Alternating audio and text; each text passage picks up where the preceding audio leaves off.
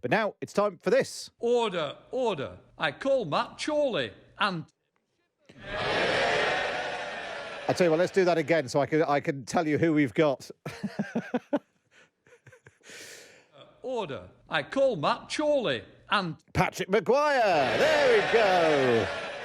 He's here. Patrick Maguire joins me in the studio for PMQs Unpacked. Possibly the last one of the year. We don't actually know. Yeah, well, I mean, let's see what Boris Johnson says, if anything, on a Brexit deal. We might all have a terrible, terrible Christmas. Not those of us who are definitely taking the week between Christmas and New Year off. So, PMQs Unpacked, we pause the action live between the exchanges between Boris Johnson and Keir Starmer to analyse them in real time. What do we think Keir Starmer might go on? I mean, there's quite a lot he could... He did do Brexit last week. He did sort of vaccination rollout the week before. He might return to vaccination rollout because obviously in recent days the question that ministers have failed to answer is who's getting the jab and when. And he might also return to the Christmas window because he called for a review yesterday. And given that number 10 aren't shifting on that, he might try and bounce Boris Johnson into a more concrete commitment than he's given thus far. We should say hello to everyone who listens, not just on the radio, but also on the podcast, because you can always listen back to PMQs Unpacked on the Times Radio podcast. I can't remember who it was. Somebody got in touch with me over the weekend to say they were listening to it in the shower. Make of that what perverse. Make of that what you will. Boris Johnson, we haven't seen a huge amount of him recently. You know, he's not done any major press conferences and that sort of thing. Do you think he might have to come out and do something on this question of the Christmas rules? Well, he won't want to if they have to U-turn and change, because nobody wants to be the leader with the headline Boris or Nicola cancels Christmas. It's been striking that Nicola Sturgeon, who would never forgo an opportunity to outflank Westminster on public health, hasn't got up and said, I think this is irresponsible, mainly because this is one issue you don't want to own. Yeah, completely right. In fact, Alex got in touch to say his wife was mocking him for listening to PMQs Unpacked in the shower. It's a great listen. I make no apologies for enjoying it, he said. Right, we're just waiting. So there's only one backbench question before the main exchanges. It is Michael Fabricant, the Tory MP for Lichfield, who's asking that one. We'll bring you the best of the backbenches exchanges after the 12:30 news. It just basically means you don't have to sit through all of the boring ones. It's sort of interesting, isn't it, Patrick Maguire, that we sort of end 2020 with the Tories and the Labour Party neck and neck, that Boris Johnson hasn't been able to hold on to those massive poll leads he had early in the year for his handling of coronavirus, but it doesn't feel like Labour's yet got its rocket boosters either. No, it's interesting. It's been something of a phony war because we're not yet fighting politics on usual terrain. We're still in sort of half in, half out of the pandemic. Keir Starmer has a consistent lead on Best Prime Minister, but Labour's poll ratings, and crucially its handling of the economy, what voters think of that, are lagging behind. So they haven't, as you say, been able to burst through. And next year is crucial. That's when the real debate on the economy will start. OK, so we await. Boris Johnson is at the dispatch box. We await to get his first response to Keir Starmer in what may well be the last PMQs of the year, unless a Brexit deal comes so late they have to sit next week. And there might be then another one the following week when I'm not here and Ayesha Hazarika is sitting in the big chair covering for us between Christmas and New Year. We now go to the Leader of the Opposition, Right Honourable. Here we go then.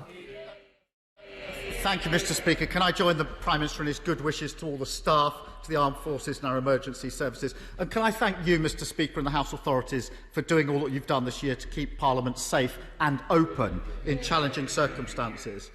Mr. Speaker, since this is probably the last PMQs of the year, I want to look at some of the decisions the Prime Minister has made in the last 12 months.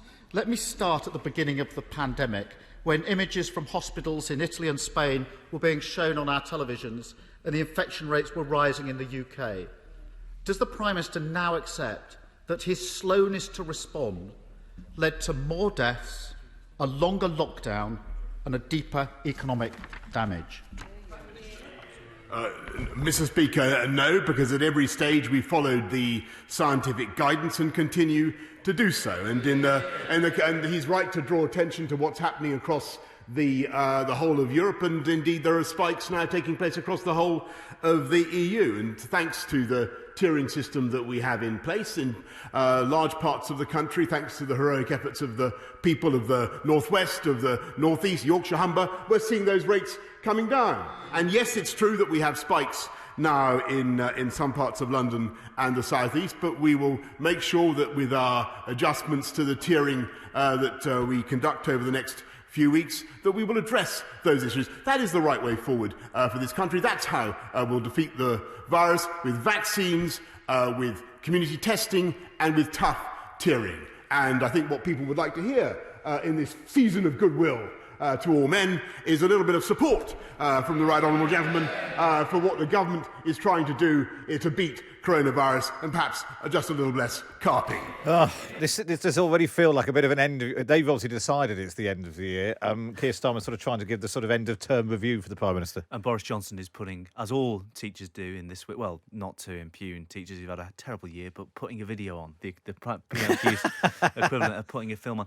Yeah, it's interesting, and it'll be interesting to see over the course of the next year, as the inquiry, not the public inquiry, but the sort of political inquiry into coronavirus begins, whether these attacks from Keir Starmer, i.e. I told you so, have much purchase, or whether, as your focus group say, the voters are still inclined to give the Prime Minister the benefit of the doubt. And also, to be able to do the I told you so, you need to have really hammered home the telling in the first place.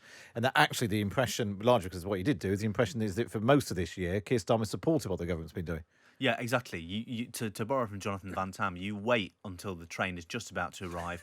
You jump to the front of the queue, but you know everybody was going to get on that train anyway. It's not as if you had the foresight to say, don't worry, it'll be along shortly. Well, let's go back. Let's see where Keir Starmer goes next. Keir Starmer. Well, Mr. Speaker, if the Prime Minister won't listen to me, can I quote his own spending watchdog, the Office of Budget Responsibility? Because they said the UK locked down later and for longer than some of its European neighbours and experienced a deeper fall and slower economic recovery. Mr. Speaker, this isn't bad luck. It's not inevitable. It's a result of the Prime Minister's choices. But if the Prime Minister disagrees with me, perhaps he can tell us, why does he think that Britain, the sixth richest country in the world, with all our brilliant scientists and amazing NHS, ends the year with one of the highest numbers of COVID deaths in Europe, over 64,000, each one leaving a grieving family, and the deepest recession of any major economy? Why does he think that has happened? Patrick Maguire, am I wrong to see just a whiff of the sort of Keir Starmer patriotism mood coming in there? The brilliant scientists, amazing NHS, talking Britain up, and trying to. I think I remember speaking to a Labour strategist about this. That a weak point for Boris Johnson is saying, Britain is great, but so why are we doing so badly compared to other countries? Yeah, you're not wrong. Think about how Jeremy Corbyn would have framed that, or indeed if Angela Rayner was stepping in, she would have said, the Tories are in this for their mates. You don't care. Born to rule. Yada yada yada. Whereas, as you say, that's almost making a positive case for why Britain is doing so badly, right? You're framing it in terms of, we love this country, it's a great country, and we ought to be doing better rather than we are inevitably doing badly because our government is so rubbish. And also, by the end of Jeremy Corbyn's tenure, people close to Jeremy Corbyn trying to do the same thing. They were saying, actually, if you just harp on about how rubbish things are, voters aren't going to turn to you. It fuels a sort of anti-politics mood. And so that will be what Keir Starmer is saying next year. This country can and should be great, and you are not the right custodians of it. Well, let's see how Boris Johnson responds to that. Well, Mr. Speaker, the House will have noted his slight change of tune in his criticisms of the UK performance, but perhaps he could tell me why it is that the UK is the first to produce a viable treatment for coronavirus in the form of dexamethasone, or the first country in the world to roll out a clinically tested stage 3 vaccine. Mr. Speaker, this is a pandemic that has affected the whole of Europe, and this government has continued to take the tough decisions necessary to beat it. And I may say so, Mr. Speaker, without wishing to cast aspersions on the point of view of the right honourable gentleman. I would take his criticisms of the UK government's decisions a little more seriously, frankly, if he had been able to decide last week or even the week before whether he even supported the approach we were taking or opposed it. He couldn't do either, Mr. Speaker. He abstained. I mean, that's quite. Boris Johnson then tries to flip the patriotism thing again. Starts talking about whether Britain was the first country to develop treatment, the first country to do vaccines. We were talking earlier on to some reporters across Europe, and even that's causing a bit of friction in the rest of Europe. That Britain, did get there first, and is starting to vaccinate.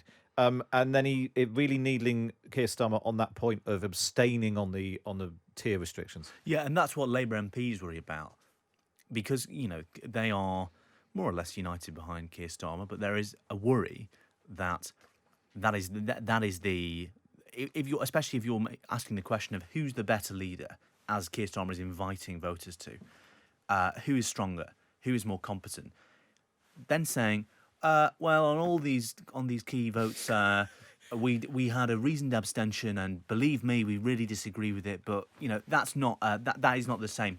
The general indecision thing, the jibe we heard from Boris Johnson, Labour MPs are already very worried about, because you only get one opportunity to make a first impression. Yeah. Keir Starmer's doing a reasonably good job, but Labour has to stand for something. And if there's one thing, the thing that's come up time and time again when we've done the focus groups is that people say, Boris, this is a terrible thing. Nobody would want to be in this position.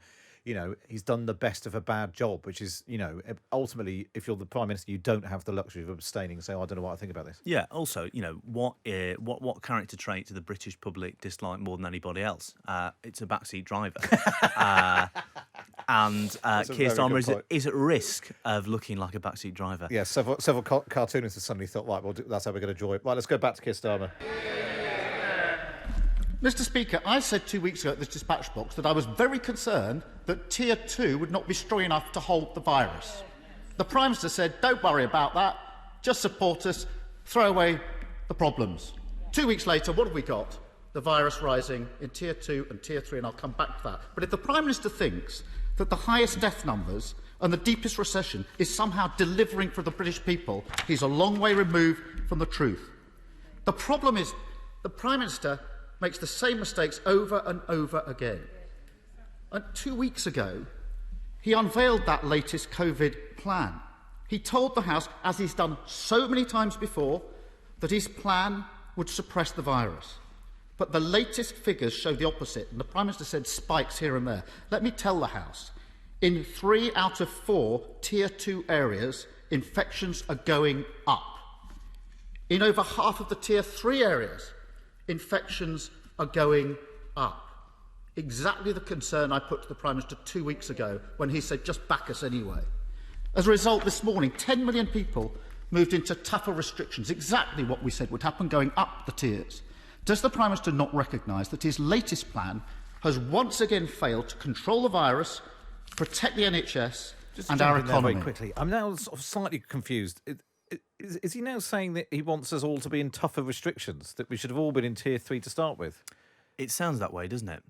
But that wasn't the argument he was making. No, because previously he was concerned about the economy and hospitality, and too many places, places were desperate, Manchester and whatever, desperate to come out of Tier 3. And I'm sure Boris Johnson's retort will make an argument along those lines. Well, let's find out.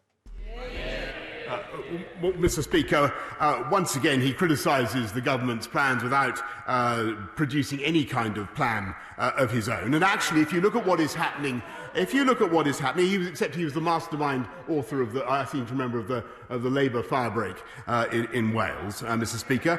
But if you look at what is happening across the country, it is thanks to the efforts of the British people that we are seeing significant reductions in the virus in some of the areas where it was really surging, and that is because of the hard work of the people of this country. And we will, of course, be continuing to reflect that as we go forward with the tiering approach. And we will continue to roll out the vaccine and roll out community testing, Mr. Speaker. And I may say, I think that his time would be better employed supporting those wonderful initiatives, supporting community testing, encouraging people to get a test, encouraging people to get a vaccine, rather than continually attacking what the NHS and what the government is trying to do. Starmer. I mean, there's not a huge amount there to go on. It was just another list of things he's done. Yeah, talking the NHS down. That's about the only response. Somebody's just tweeted in, actually, saying people used to answer the questions at PMQs. I'm not sure they ever did. And it's sort of difficult to know what the question is, never mind the answer. Well, I'm thinking back in particular to that PMQs in the early noughties where Tony Blair just gave a series of game show catchphrases. if Tony Blair saying "you're the weakest link" is the golden age of parliamentary repartee that people are harkening back to, then I think they might be mistaken. Yeah, I remember interviewing David Cameron once, and he said his favourite PMQs is the one where he made a series of jokes about Ed Miliband having 2 kitchens, including not knowing where his next meal was coming from. So I'm not sure, again, that's quite the high point. Let's go back to Keir Starmer. I've encouraged everybody to have the vaccine every time I've stood up and talked about it. But the Prime Minister's just avoiding the issue. In some places, Prime Minister, in the last 7 days, infection rate has gone up 70%. Everybody knows this is a problem. The Prime Minister is yet again pretending it isn't. Another major mistake of the last 12 months, losing public trust. We all know what the tipping point was. The 520-mile round trip to Barnard Castle and the humiliating way in which the Prime Minister and his Cabinet chose to defend it. And now we learn that while the Prime Minister and the Chancellor are telling the armed forces, police officers, care workers and firefighters that they will get a pay freeze, Dominic Cummings has been handed at least a £40,000 pay rise. How on earth does the Prime Minister justify that?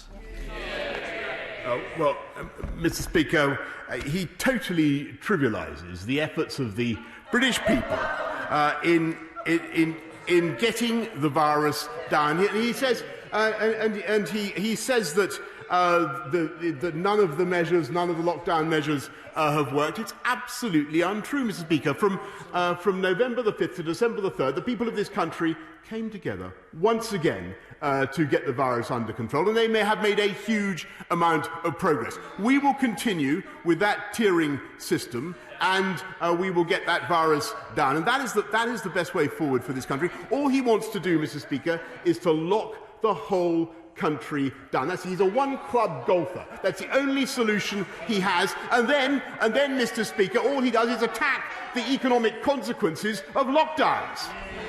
So what we've seen there is an error of having a preamble about coronavirus and tier restrictions before moving on to your Dominic Cummings question, because it gives the Prime Minister a chance to talk about something else. Yeah, exactly. I mean, I think I need to lie down because that sounded dangerously like a populist attack line from Keir Starmer, which is something that he doesn't usually do. If you would presumably say, Keir Starmer's attack on the pay rise Dominic Cummings would be we would have got the bank transfer to him much sooner because we're so much more competent as administration. But yeah, I don't know, but it's quite a shrewd attack line from Keir Starmer, given that that was the turning point. He has Dominic Cummings to thank for the current polling picture. So. I think if Labour can make more of that, we might see a different sort of Keir Starmer. But not a vintage exchange. But it's the class. Yeah, he just gave. If you're going to try and really push someone on an issue, you have to use the 6 focus questions. Yeah. Incredibly narrowly. And Barnard Castle, tiresome though some people might find it. And whenever we mention it, someone will text or tweet in and say, "Oh, you're always bringing that up." Time and time again, it is. If you look at all the polling, it's definitely where there was a big change in people's attitude towards the government and its handling of coronavirus. And all the focus groups we've done, it's almost like a sort of drinking game. It's sort of ding, ding, ding. The Barnard Castle klaxon has gone off. Let's see if Keir Starmer can. I suspect he'll just have another go on the Dominic Cummings question. Those figures for what special advisors got paid only came out yesterday. I mean, we're not even sure if Dominic Cummings is still on the books. I don't think he was supposed to be up until mid-December. I think, which is very much where we are now. Yeah, I mean, I don't think he's going to be coining it on taxpayer expense for the rest of the year. But Starmer should make hay on that one while the sun shines. Very nice work while you can not be doing it. Anyway, let's go back and see if Keir Starmer has another go. Mr. Speaker, you could script that from October and November when he was saying a lockdown's the last thing the country needs disastrous. 2 weeks later, he put it on the table and voted for it. Ridiculous. It's exactly the problem what we've got. Not learning from mistakes. And obviously we know about Dominic Cummings. It wasn't performance-related pay, Mr. Speaker. But I think the British people will find it pretty hard to understand why it's one rule for our key workers and another for his advisers. And it's now likely that the next big mistake will be over the easing of restrictions over Christmas. And this isn't smarmy lawyers. Let me give you the British Medical Journal. The British Medical Journal yesterday said this: we believe the government is about to blunder into another major error that will cost many lives. The Prime Minister should listen to that advice, not just ignore it as usual. And if he really is going to press ahead with this, can he tell us what's the assessment, and has it been done, of the impact that it will have on infection rates and increased pressure on the NHS? What's the impact? I feel like the only strong political attack line has been slightly lost in a soup of that question and then that issue. And if we could just go back to the Barnard Castle Dominic Cummings thing is a live news story. I don't know if the leader of the Labour Party had called for him to give the money back or something. That might well have generated a story.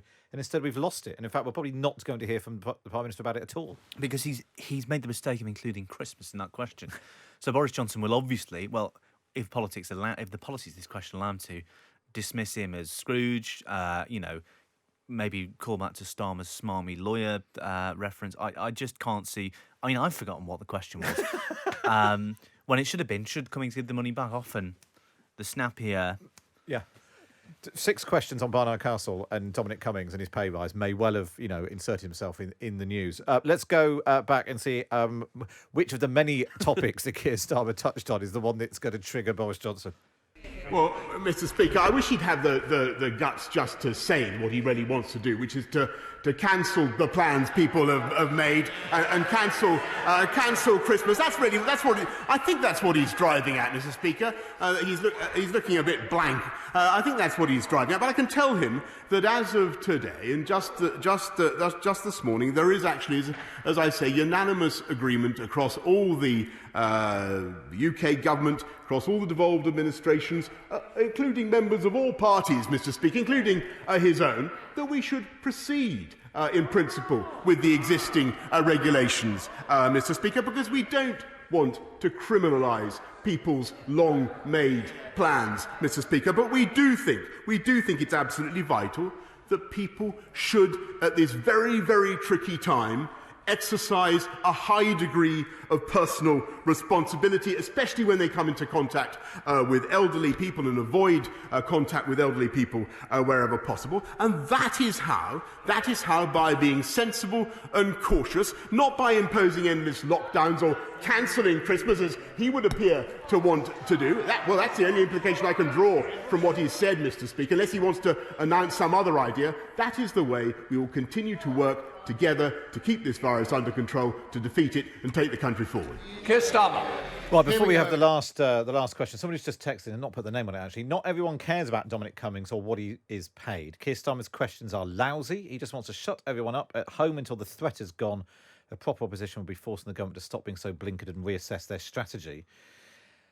Which I suppose is one side of the coin. There's the people who don't want tougher restrictions, who wonder why someone isn't challenging the government on that, and then you've got the other side who do want tougher restrictions, and they want, and it's sort of following between two stools. I'm not sure in what might well be the last PMQs exchanges of the year. I'm not sure we're getting very far, Patrick Maguire. No, and also, you had the repeated references to cancelling Christmas there. I mean, it's a very hard one to judge. If you're trying to call a winner of this PMQs, which is often a fool's errand anyway. Obviously, Boris Johnson has, fairly roundly slapped Starmer down there, but I mean, the polling shows that actually people are pretty on board with the idea of cancelling Christmas. Not that you'd know it from, the timid question or the, gung-ho answer. So, it's easy to lose the will to live at the end of the exchanges. Don't do that. We've still got one final exchange. Maybe this is the one which they're both going to rise to the occasion. Let's hear from Keir Starmer. Speaker, ignoring the medical advice. And we know where that leads, because we've seen what happened in the last 9 months. And whatever the Prime Minister says, there's no escaping the brutal facts that Britain has one of the highest number of COVID deaths in Europe and the worst economic damage. Mr. Speaker, as this is the last PMQs of the year, I, for one, often wonder where the Prime Minister gets his advice from. Well, now I know, because I've heard the official newsletter of the Wellingborough Conservative Party. It's not on everyone's Christmas reading list, but it is a fascinating read, because it gives a lot of advice to wannabe politicians. It says this: say the first thing that comes into your head. It'll probably be nonsense. You may get a bad headline, but if you make enough dubious claims fast enough, you can get away with it. And it includes the December edition, the advice. Sometimes it's better to give the wrong answer at the right time rather than the right answer at the wrong time. So, my final question to the Prime Minister is this. Is he the inspiration for the newsletter, or is he the author? We should point out that Wellingborough is the Conservative constituency of Peter Bone MP. I mean, more prosaically, it's good that Keir Starmer takes the Times because that he's just read out Rachel Sylvester's column from yesterday. So there you go, testament to the influence that the Times comment pages wields at the top of the Labour Party. Exactly right. So I believe that is what you would call a last bit of Christmas knockabout, a bit of Punch and Judy politics. Let's see if this has provoked Boris Johnson in any way. Well, Mr. Speaker, I think what the people of this country would love to hear from the right honourable gentleman this season of goodwill is any kind of point of view at all on some of the key issues. I mean, this week he couldn't make up his mind whether it was right for kids to be in school or not, and havering completely. He couldn't make up his mind last week whether or not to support what the government was doing to fight COVID, and told his troops heroically to abstain. He couldn't make up his mind about Brexit, you'll seem to remember. We don't know whether he'll vote for a deal or not. Mr. Speaker, he can't attack the government. He can't attack the government if he can't come up with a view of his own. Mr. Speaker, in the words of the song from All I Want for Christmas is a View, Mr. Speaker, and it'd be wonderful if he could produce one. This government is getting on with delivering on the people's priorities. We're 20,000 more police, 50,000 more nurses, 48 new hospitals, and Mr. Speaker, and although it has been very tough and very difficult, and everybody appreciates the suffering and hardship that the people of this country have been going through, we are, by rolling out the vaccine, by community testing and by tough tiering, which I hope he supports, we are going to defeat coronavirus, Mr. Speaker, and we're going to take this country forward into a great 2021. Well, that brings us to what we think then, according to Keir Starmer, is the last PMQs of the year. They're obviously not planning to be in next week. Well, they're going to abstain anyway, so don't need to be there. I mean, it's not a stellar joke, but All I Want for Christmas is a View. It does sum up, essentially, Boris Johnson. If you remember the PMQs sort of earlier in the summer, it was all about, mocking Keir Starmer for being a lawyer and overlooking the fact that people seem to quite like lawyers, or certainly more than they like politicians. But this is now the line of attack from the Tory party, isn't it? That he can't make up his mind, and you can't attack the government if you won't come up with a view of your own. Yeah, and Keir Starmer and his team know this, which is why in the new year they will start making an argument. But they've got to get it right, and that's really tricky, and especially on the economy. They don't want to misjudge the mood of the country as the recession kicks in or the recovery takes off or doesn't. So they only have one chance to... think of all the resets of Ed Miliband's leadership we had. Blimey, I'd forgotten about that. It was constant. Let Ed be Ed. I'm not out of central casting. One Nation Labour. I mean, we could go on all afternoon.